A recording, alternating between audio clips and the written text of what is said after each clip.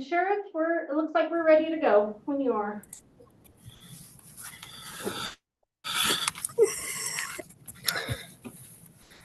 Okay. Good morning, everybody. Welcome to the Committee on Finance meeting, and I'd like to call the meeting to order and have the roll call for June 14th, 2024 at 9 a.m. Ms. Whipple, can you please handle that and check for quorum? Yes. Sheriff Kevin McMahill. Present. Carolyn Levering. Michael Brown. Christopher Lake. Here. Dan Smith. Here. Corey Solferino. Here. David Fogerson.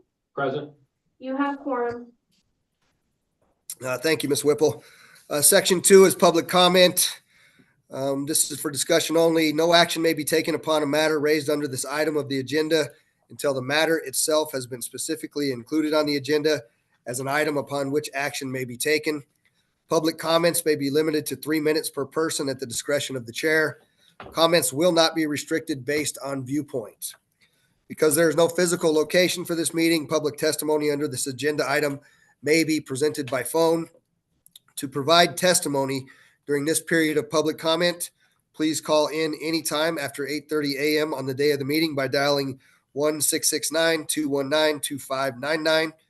When prompted, provide the meeting ID. Please enter 686-738-8625 and then press number. When prompted for a participant ID, please press number. When asked for public comment, please press star 6 to unmute your phone and star 6 again when the comments are complete. Please be advised that the YouTube stream will be between 60 and 90 seconds behind that live meeting. If you would like to present public comment, please call in using the above number to hear the meeting live. And so I'm going to just wait for a minute or two if we have anybody online or on the phone and ask for comment.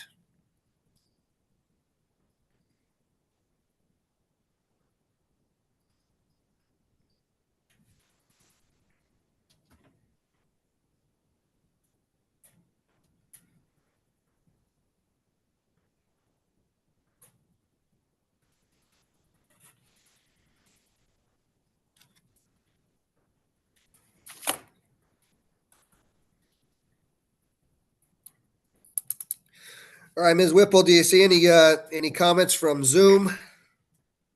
No, and I have no written comments as well. Okay, no phone calls or online either? No, sir. All right, then I'm going to move to close out agenda item number 2 and move on to agenda item number 3. Item number 3 is the approval of minutes for action. We would like to get a motion and a second to approve the minutes from the meeting April 26th of 2023. Can I get a motion and a second? Christopher Lake will make the motion. Chris Lake has the motion. Second, anybody? Second, Stan Smith. Stan Smith with the second. Any discussion? All in favor, please say aye. Aye. Aye. Aye. Any opposed? Motion passes. We'll move to close agenda item number 3 and move to agenda item number 4.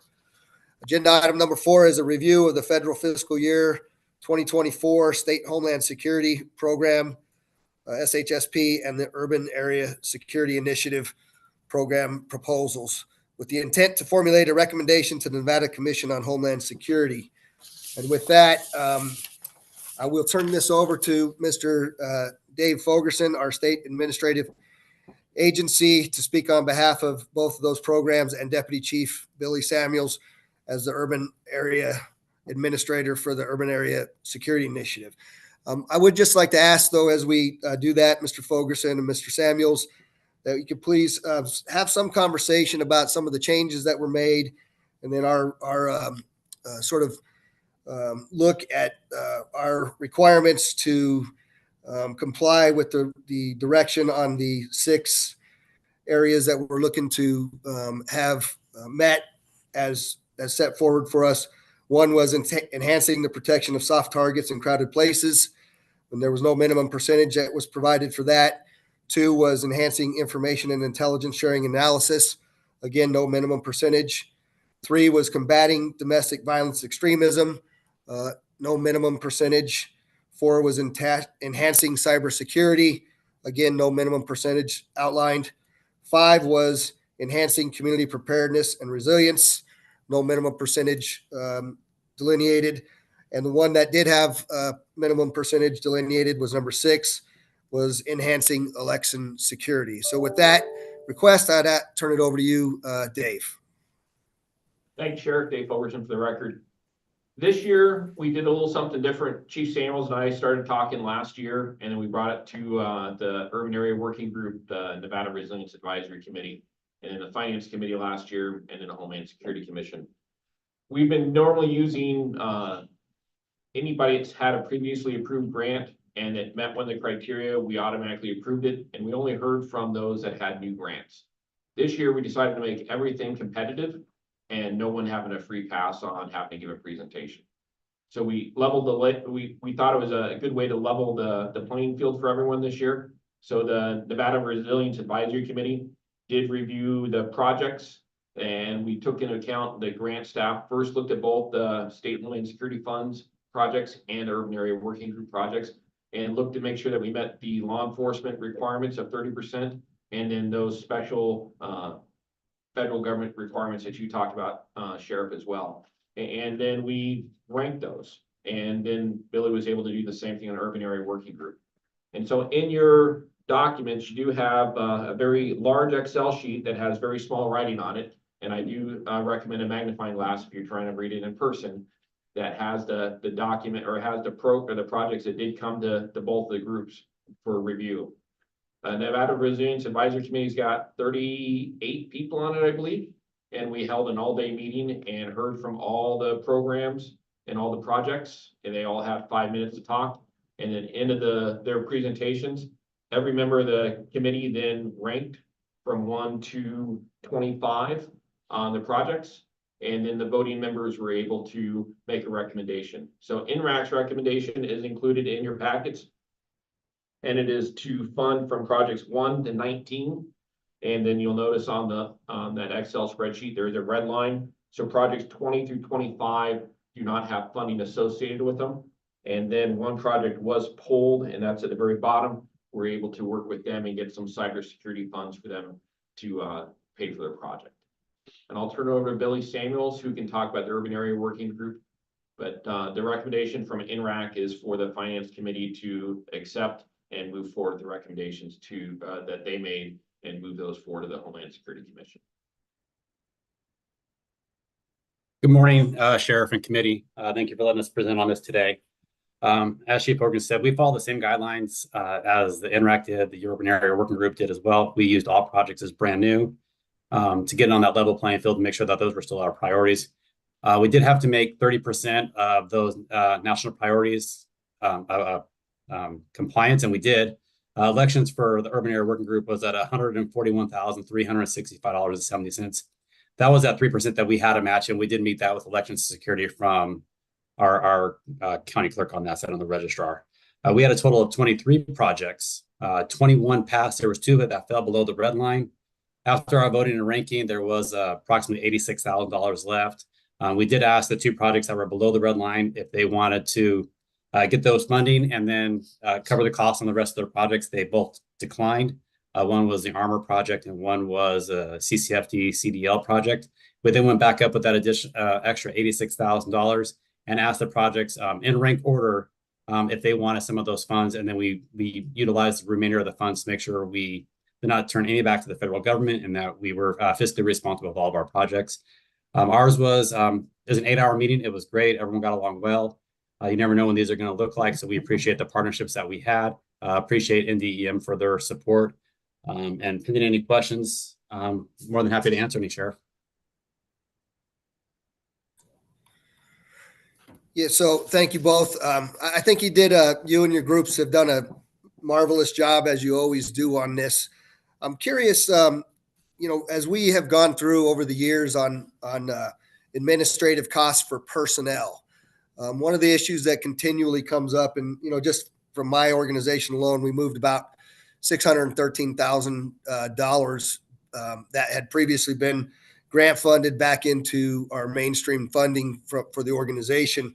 But if we're not careful to keep a eye on the amount of money that we continually spend year in, year out, these grant funds will get completely eaten up by the personnel. And so are we having the kinds of conversations that we need to have with all of the various groups here that are receiving this funding to ensure that as they get the initial funding for these positions, that the priority is to eventually move them off of the grant funding that we have for those, so that the Homeland Security dollars that are flowing to our state are not continually ate up by the cost of personnel.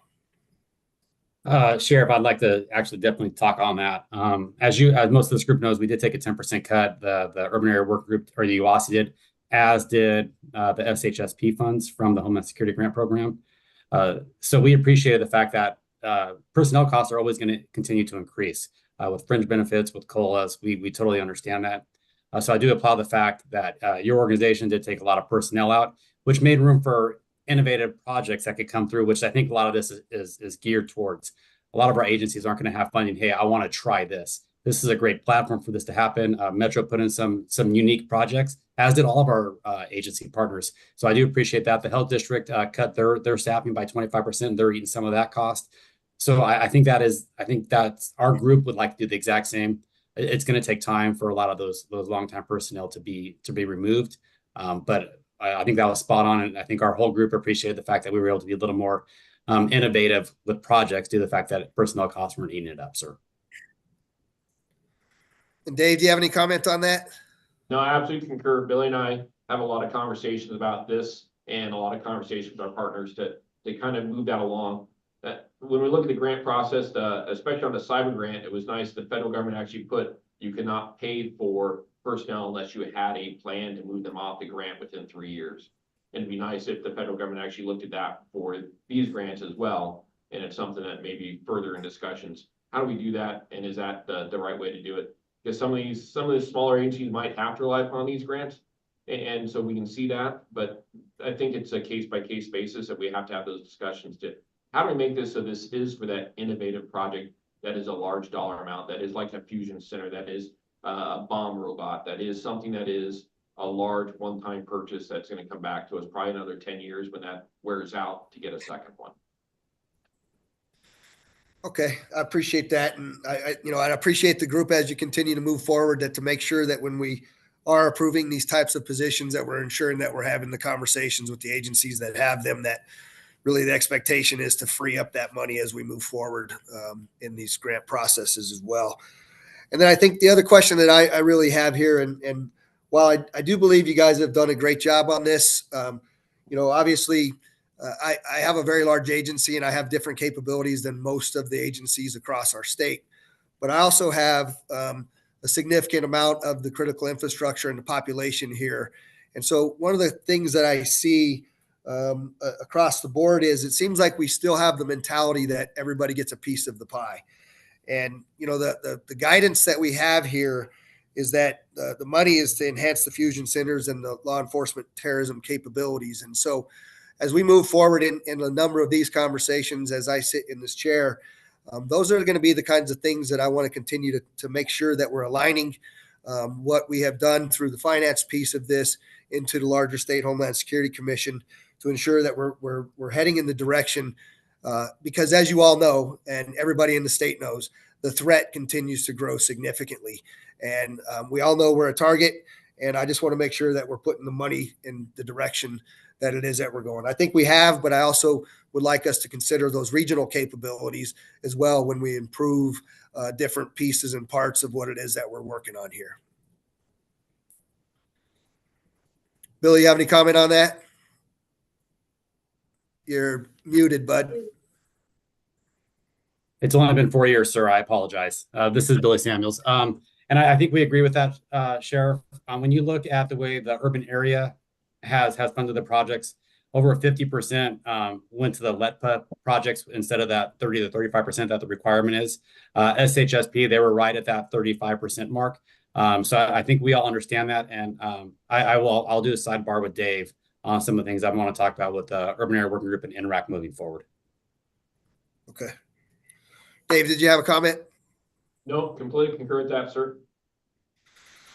Okay, so I'm done with my questions. Anybody else have any questions or comments for either Chief Fogerson or Chief Samuels?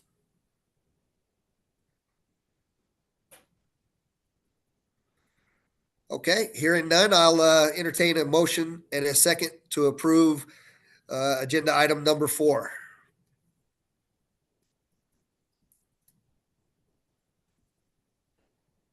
This Corey is Chris. Solferino, make a motion to approve. All right, we And have Chris Corey Lake will second. Solferino and Christopher Lake for second. Any discussion? All in favor, say aye. Aye. Aye. Aye. Any opposed? Thank you. The motion passes. We'll close agenda item number 4 and move to agenda item number 5. We are back to public comment, and I have to read this in its entirety, so bear with me. No action may be taken upon a matter raised under this item of the agenda until the matter itself has been specifically included on the agenda as an item upon which action may be taken. Public comments may be limited to 3 minutes per person at the discretion of the chair. Comments will not be restricted based on viewpoint. Because there is no physical location for the meeting, public testimony under this agenda item may be presented by phone. To provide testimony during the period of public comment, please call in anytime after 8:30 a.m. on the day of the meeting by dialing 1-669-219-2599. When prompted to provide the meeting ID, please enter 686-738-8625 and then press number. When prompted for a participant ID, please press number. When asked to provide public comment, please press *6 to unmute your phone and *6 again when your comments are complete. Please be advised that the YouTube stream will be between 60 and 90 seconds behind the live meeting. If you'd like to present a public comment, please call in using the above number to hear the meeting live. So again, I'll pause for a minute and see if we get any comment.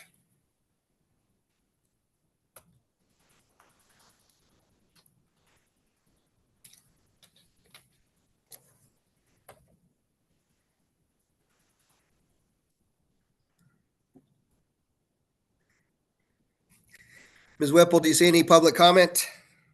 No, sir, we do not, and no written or email. Okay, I do have one public comment myself, and I would like to ask for an agenda item for the next meeting, requesting a presentation from the Urban Area Working Group and the Nevada Resiliency Advisory Committee on the process of our deobligation of funds that we've gone through. So I'd like to put that as an agenda for the next meeting. I'm hearing no additional public comment. I'm going to call for adjournment of the meeting. Any discussion? All in favor, say aye.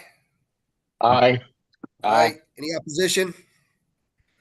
Motion passes. Meeting is adjourned. Thank you all very much. I appreciate it.